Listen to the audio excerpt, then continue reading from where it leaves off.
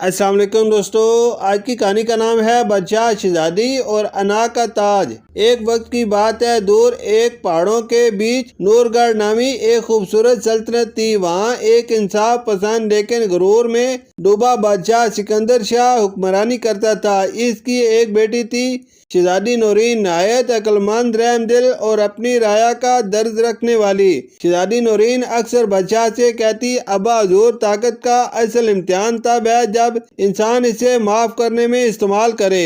لیکن بادشاہ کہتا، شہزادی، حکمران کو نرم دل نہیں، سخت فیصلے کرنے والا ہونا چاہیے۔ ایک دن ایک غریب کسان دربار میں آیا۔ اس نے فریاد کی، بادشاہ سلامت، آپ کے وزیر نے میری زمین چھین لی ہے۔ بادشاہ نے سنے بغیر وزیر کا ساتھ دیا اور کسان کو قید میں ڈال دیا۔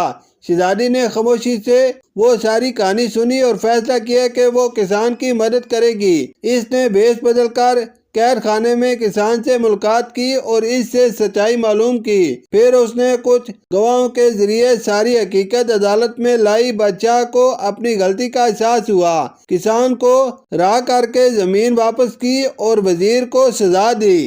وہ پہلی بار شرمندہ ہوا کہ اس کی انا نے اسے اندھا کر دیا تھا۔ بادشاہ نے سب کے سامنے کہا، آج میری بیٹی نے مجھے وہ سکھایا جو میرے استاد بھی نہ سکھا سکے۔ رحم، سچائی اور انصاف حکمرانی کے سب سے قیمتی ستون ہیں۔ اس دن کے بعد بادشاہ سکندر شاہ نے اپنے سر سے غرور کا تاج اتار کر عاجزی کا تاج پہن لیا، اور شہزادی نورین کی بات سب کی زبان پر تھی۔ طاقت وہی بہتر جو کمزور کا سہارا بنے، نہ کہ اس پر بوجھ۔